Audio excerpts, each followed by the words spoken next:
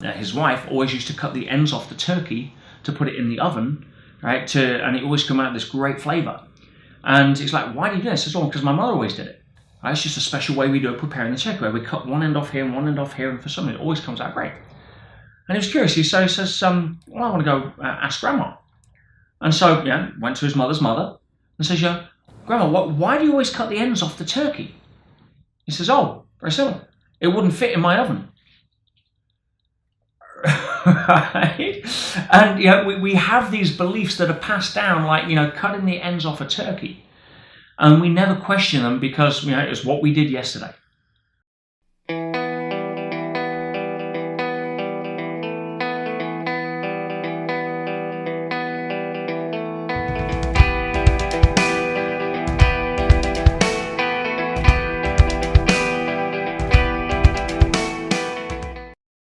One of the first things one has to look at is an inventory of our beliefs.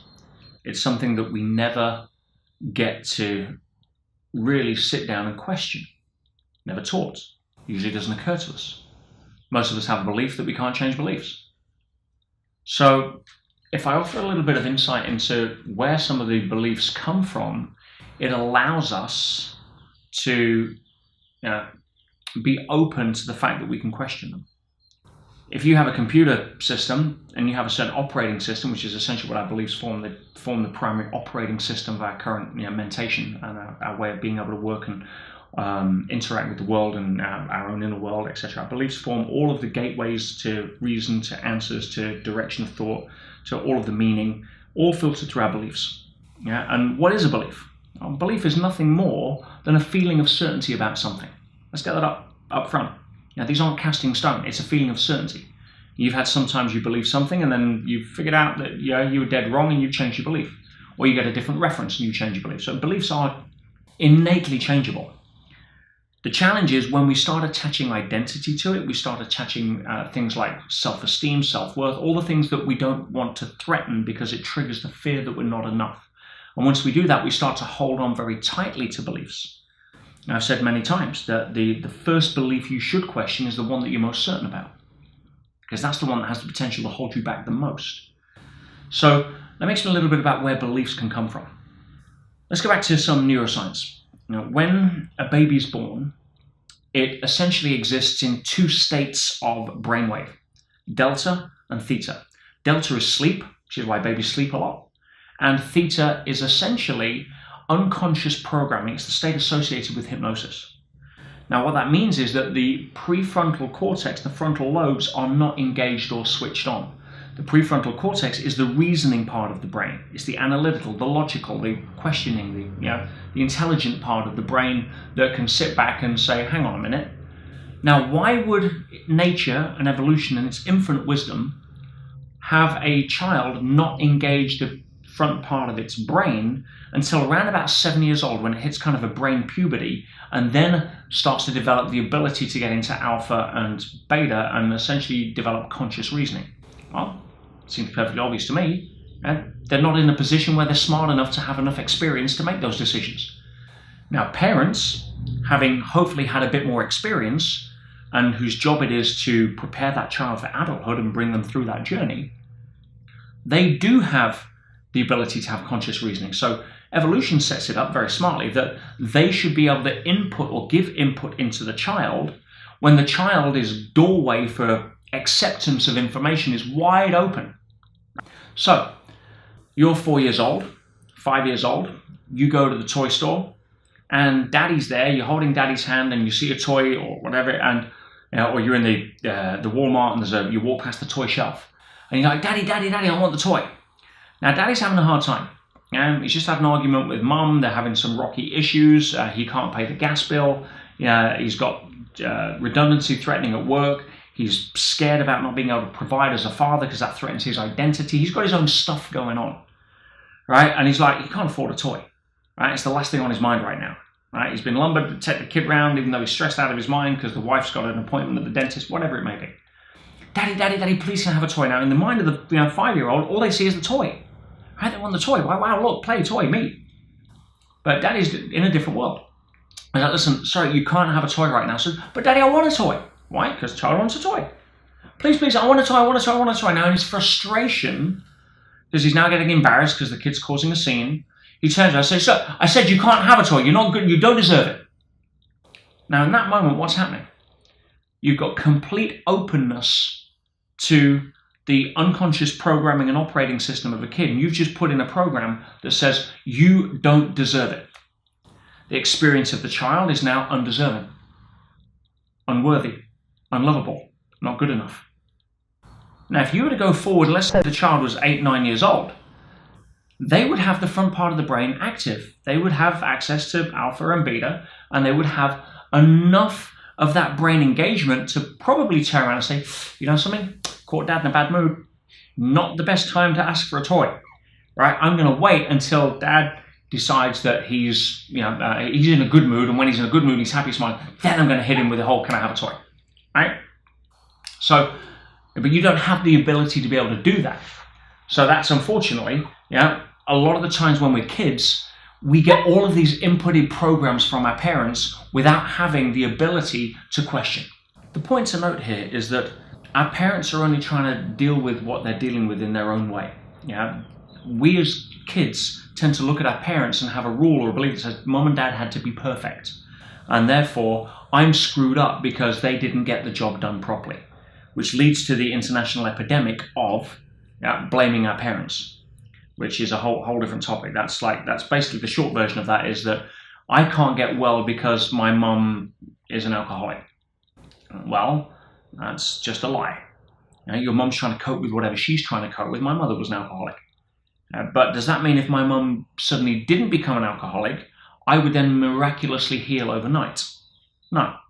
I would find another excuse to hide behind why I don't have to have or face the courage to change, or stop blaming somebody else for my own limitations.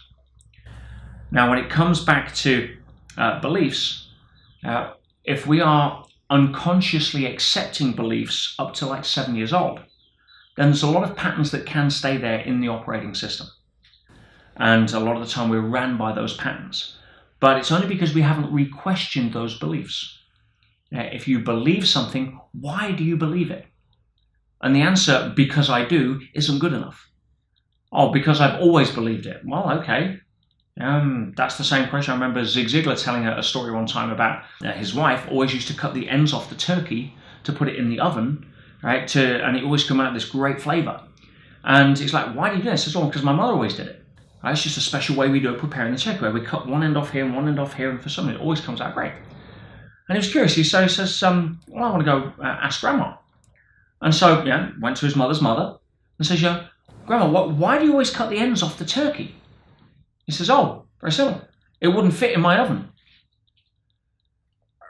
Right? And we have these beliefs that are passed down, like, cutting the ends off a turkey. And we never question them because, it's what we did yesterday. Some people are in relationships and marriages for the only reason being is because they were in them yesterday, even though they're no longer serving them, they're miserable, they're unfulfilled, and they don't have to have the courage to either fix it or change the situation or leave. So, when people say, oh, I'm having all of these beliefs, I'm held back and I've got all of these patterns I'm running, question, what are your current beliefs? What do you believe about money? What do you believe about abundance?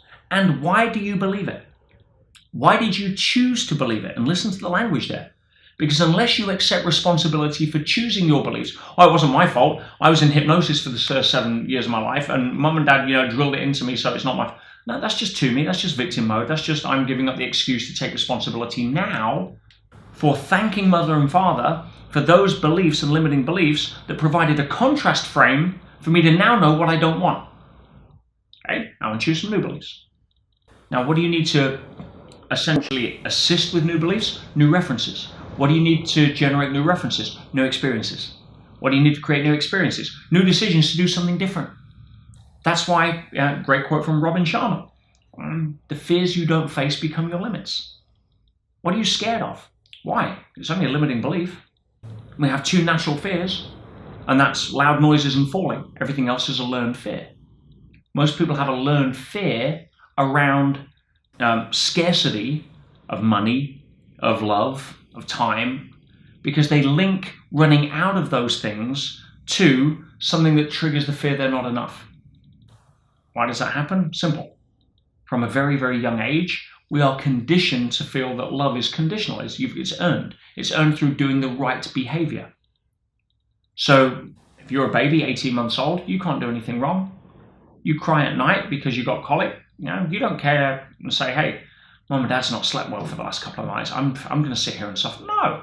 You're hungry or something's wrong. You're going to scream your head off. That's what babies do. And thankfully, the most egocentric aspect of a human being in its fullest expression, or it dies. So having an egocentrism as a primary base there is healthy. That's what babies do. But you suddenly become 20 years old and you still carry that egocentrism of thinking the world's all about you, and you're going to get some feedback from life.